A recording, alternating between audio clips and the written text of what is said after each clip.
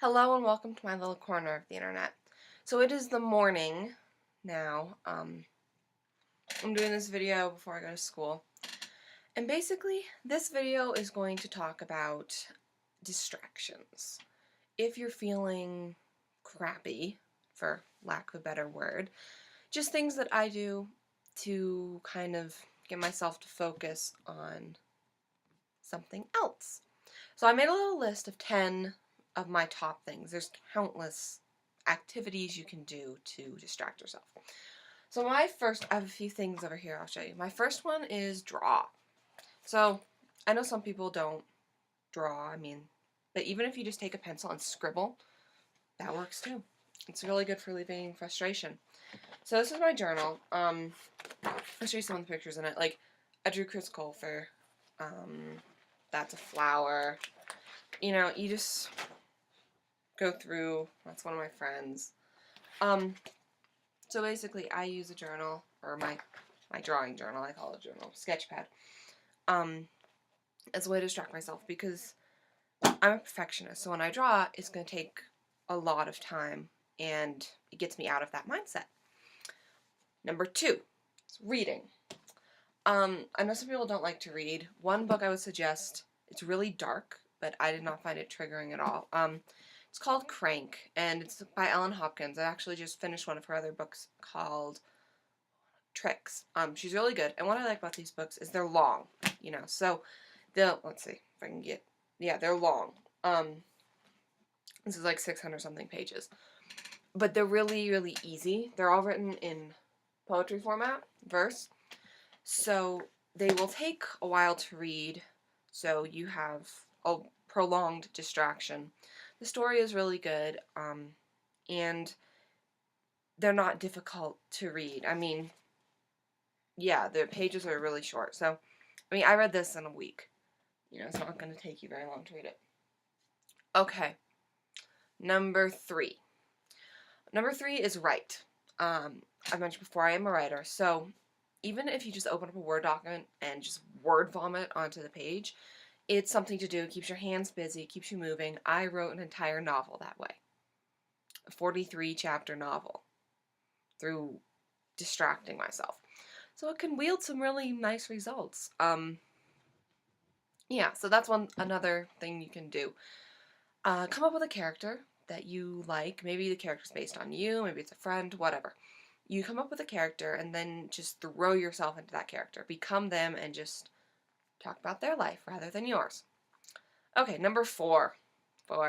Take a walk. So I happen to live in a really beautiful area. If you live in some sketchy neighborhood, don't do this, but I live in a really beautiful area, and I always take my camera with me on walks, my little cheapy camera. And basically, this will get you out in the outdoors, and you get a change of scenery, you get fresh air, you get your heart pumping a little more than sitting on the computer or whatever. And it's just a great way to kind of make yourself feel better.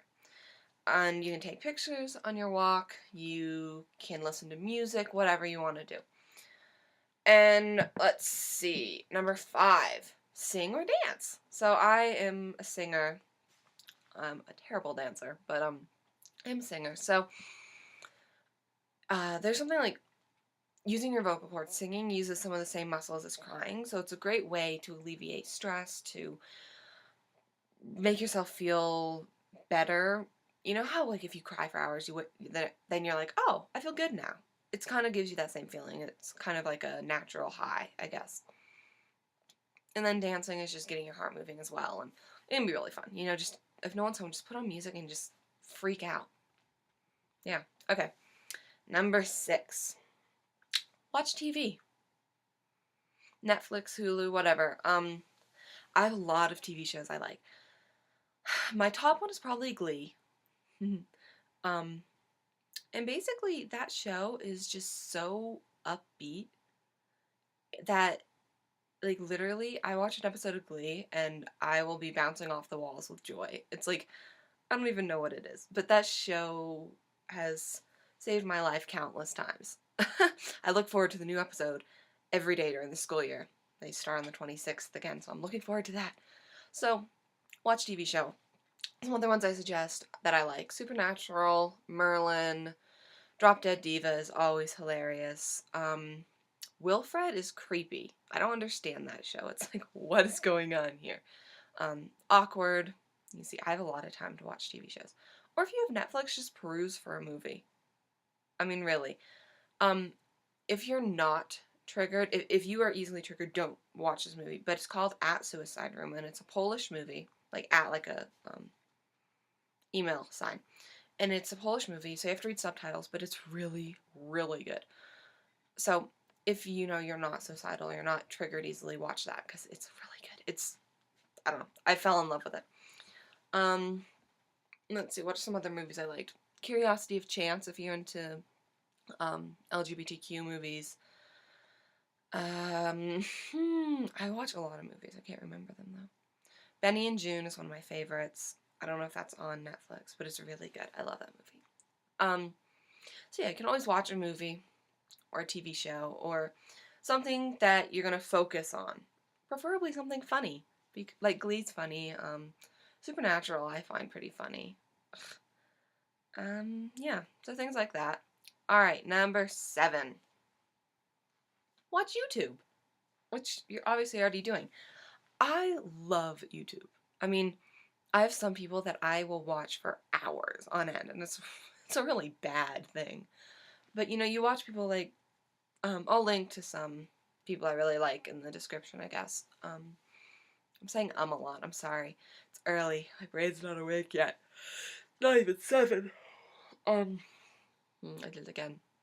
So, you know, watch people like Jenna Marbles or Shane Dawson or Joey Graceffa. You know, people like that. They are hilarious and they're pretty much guaranteed to put you in a good mood.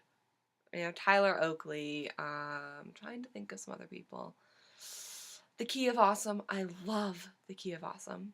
They're like the first YouTuber I ever really enjoyed. Tomska, Jack and Dean, Bing, all those people. They're amazing. Go watch Ed's World. So yeah, something like that. All right, number 8. So this is what I call a vent journal, and I will show you mine. And like I mentioned before, I'm just starting this project, but this is my vent journal. So I have people on it who inspire me, and the word glitter because I like glitter.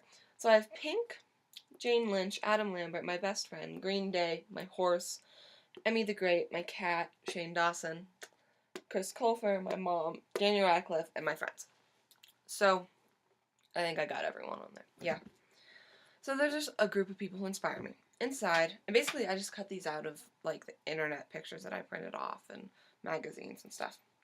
I have a whole wall at home that's my inspiration wall and has that. So inside, this is still in progress. You can see the very obvious like Glee thing with the courage there. It says, and it says courage, love, music, power, life, geeks, talk to me from Trevor, the Trevor Pledge. And I'm going to keep working on this, you know, things I can cut out of magazines. And then on the other side, opposite to that positive page, I have a negative page. Also things from magazines. And you can see it's very sparse. It says, everyone hates you and suicide. So, basically, depending on how I feel, I go and I find words that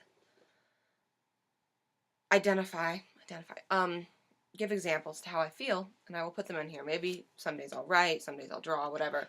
But basically, it's my vent journal. And I just kind of glue stick everything in here, just bleh. So it's a visual representation of how I feel. So that's my vent journal. Okay, number 9. Invite a friend over. You know, most people have these little guys, these little cell phones. Mine's really old. Text your friend. You know, it's going to keep your hands busy. It's going to distract you. If they don't text back, call someone. Say, hey, you want to come over? You want to hang out? Whatever. You know, it'll give you a distraction. It'll make sure you're not alone. And you don't have to tell them why you invited them over. Maybe you just want to hang out with them. That's a perfectly legitimate reason. Okay, my last reason, I have to go. Oh, well, she's back there. Where is she? Here she is, Munchkin. Sherry. Here she is. He's my fuzzy cat. Where is she? There she is. He's my girl. So, my last reason is animals. If you have a pet, there is nothing more comforting than holding an animal. That's why I have her over here, because she's my sanity. So, I work with my horses, I walk my dog, I play with, aka get bitten by my cat. There's so many things you can do with animals, and they will just love you unconditionally, no matter who you are. Because that's animals. I mean, I used to have chickens when I was a kid, and you could go out there and just sit and watch the chickens because they are hilarious. They're great for comedy relief. Sit there and stare at a fish even. And, play on the glass and they'll follow your finger around. Things like that. They're distracting and they're uplifting. So those are my 10 distractions. And like I said, there's countless more. Countless mores. If you have any others that you use, that you love, comment them, leave a video response, and I would love to know about them. So just to recap, we have draw, read, write, take a walk, sing, dance, watch TV or a movie, watch YouTube, vent journal, invite a friend over, and play with your pets. So those are my distractions, and I will see all of you tomorrow.